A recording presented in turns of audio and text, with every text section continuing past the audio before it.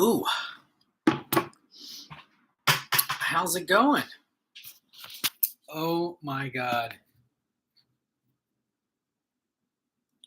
This lens is a deceiver.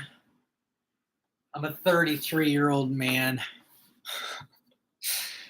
but I've been out in the heat and blast of day. I'm a mailman, um, 8 to 7. You ever see your mailman? Say hi, especially if they're a CCA, because it's the life. Um, so this will make basically part two intro leading into the Ghost in the Bell broadcast. It was just a line from one of my poems, and I like it because bell kind of represents vibration, frequency, energy, and at its core, it's a meme for the presence that permeates everything.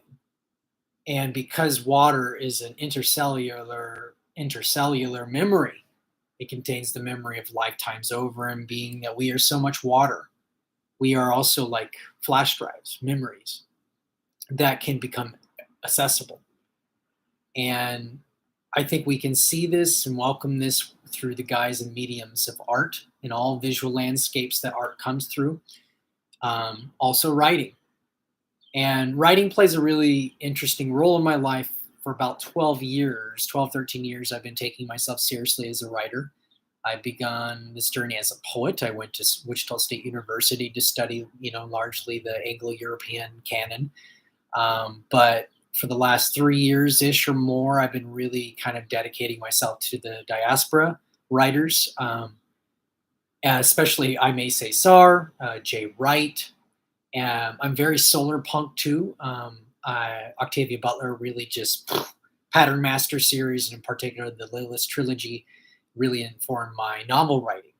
So I've been doing poetry mostly. So what you'll find through this broadcast is going to connect to Lambi Creations. I have an Etsy kind of store where my digital prints and ink drawings are put onto clothes, posters, journals, what say you.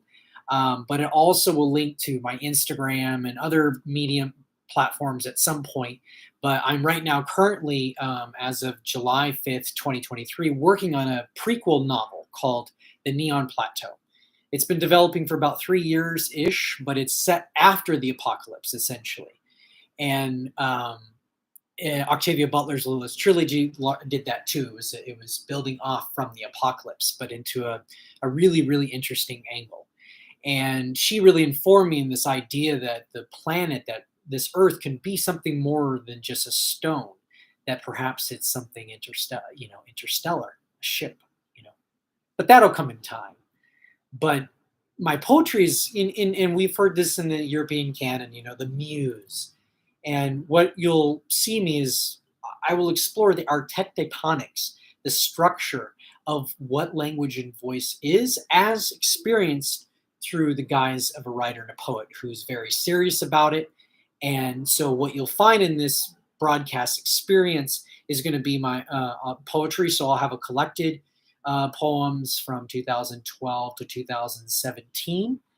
That's about 150 pages worth. I mean, I was a busy guy.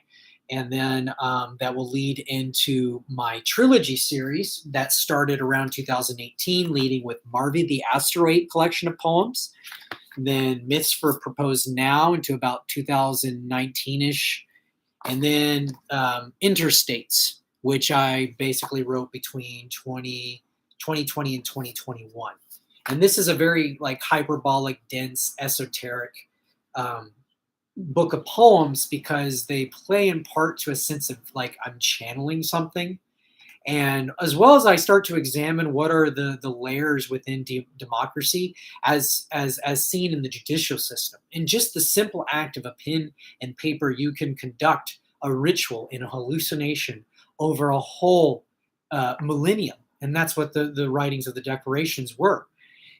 And for me, who knows the power of poetry, and those who are well aware of manifestation making and writing your thoughts and feelings down, you'll find that we contain a fine connection to the faint quanta threads of reality itself. And while we can create if you look at it as a storybook universe, we participate it as our own little pieces or characters. But this thing has been hijacked, and the active imagination has been replaced with nationalism, replaced with politics, with philosophy. And I don't want to like talk down. I just like come with the awareness that we are a multifaceted being.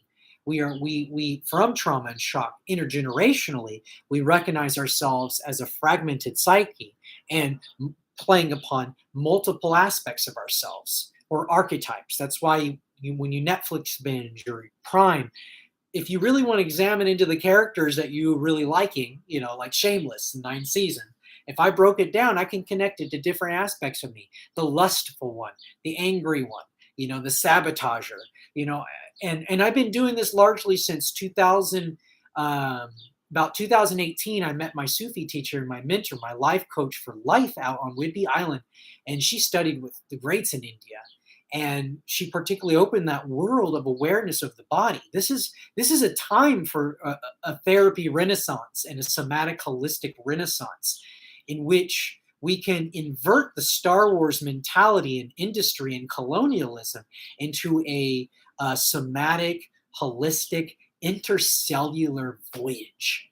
And Butler opened that world to me, that when you go inside yourself and you go inner and you close your eye and you connect to the breath, you go inside this earth. And so I run on the theme of this so I mentioned the the Neon Plateau. I'm about 300 pages into this thing, so I'm going to start kind of publishing excerpts of it, but gradually it'll be assembled as it becomes edited and refined. But it's about halfway through the novel itself. It encompasses November 3rd, 2020 up to 2033. So obviously my goal is to get it done before then, but it kind of plays as a trope of like a prophecy. And what happened in November 2020 was a timeline was split.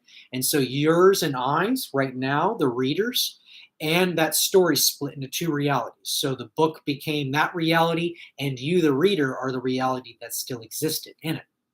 But the story evolves over the evolution of three forms of technology. The Elytron, or it's a watch, but it ingrains into your bones, into your veins. But I equate it to a cell phone. It creates a broad stream, right? And the second stage is a helmet or a virtual scope, and the final stage will be a bodysuit.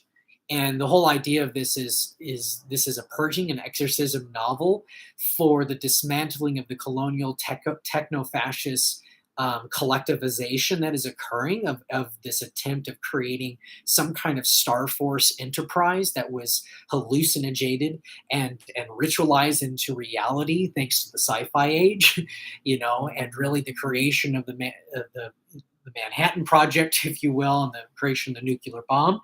We had to make bombs and we had to kill people to create rockets, to create that whole voyage, that whole enterprise that we want. And how many minerals and slave laborers are going to require to create a starship? Are you kidding me? This is why I have my faith in Eyrth. As a solar punk writer of a new age, I feel that she is communicating to us.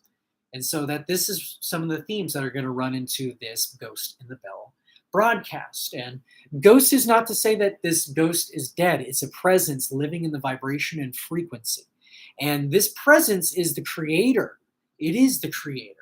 Above all, it's the creator of language. It's the creator of all the harmonious feelings and sensations we experience in our body: love, harmony, beauty, expansion, kindness, love, creativity, all the feelings and modes that are our superpowers. And what will lead into my Lambi Chronicles stories is an inner Earth chronicle, or story that happens inside this Earth during a radical shift. And when you go there, you discover that the Earth was once a place of guilds. Guilds, predominantly 6 to 7. I'm concluding 7 guilds that were based upon elements and your zodiac and some kind of combination, but largely your elements. And in Lambi, instead of superpowers like we experience in DC and Marvel Comics, we experience gifts or activations. And so in Lambi, you have the choice to become your full anima, your full wild self, your full wild form, whether that looks like roots or dragonflies or dragons or fish, or you can be a hybrid human that exists in both the interconnected tissues of nature, a participant in creation of nature, becoming a creature, becoming an animal, becoming a plant, or you can come back and be a human and still have a family and learn and have education. So I'm extrapolating this story just a little bit because I don't, I'm not it's a colonial technique to patent things, but I think my anxiety right now with copyright is just I want to get the material out there and the copyright kind of like around me, because gradually it'll become a foundation and its own thing. Because right now, as of this moment, I welcome my mortal coils. And so this movement and this energy that I'm drawing in this broadcast is not going to be just my face. I'm going to welcome friends, and I'm going to be sharing books and poetry, of other writers. Like I'm going to be a traveler, and I want what I'm doing to be an activation for you, an energy, because I recognize my mortality. That if me right now in this vision right here, 50 years from now, hello, and if I'm still alive, hello. But 50 years from now, I'm leaving this with you as this energy to keep carrying on, and I want this movement and this energy to be well beyond just me. But this is a world building exercise that I'm building, and largely because I'm talking to myself right now, I'm kind of like maybe I'm not like fully activated and excited yet because I want to see how I will be when I interact with you guys. But I'm okay with it kind of having a slow start because I want to get a lot of this material out there just to kind of get into the copyright, into the idea. But stay tuned. And so this is just again like an intro thing, and hopefully by the next recording, I will have my stuff populated through Anchor. I'm going to be getting a podcast recorder set and just go from there, and probably go through Spotify mostly. And if I get a good enough following, I'll probably come up here on lives and start making a Discord or a, I don't know the other thing, just like a kind of a private community if you guys like me enough. But I'll fill your time. I will fill your time for sure. And questions really help me, and it activates me, and I like to share myself with you across time, my friends. So yeah, I'm Skyla Dew. Stay tuned. Until next time.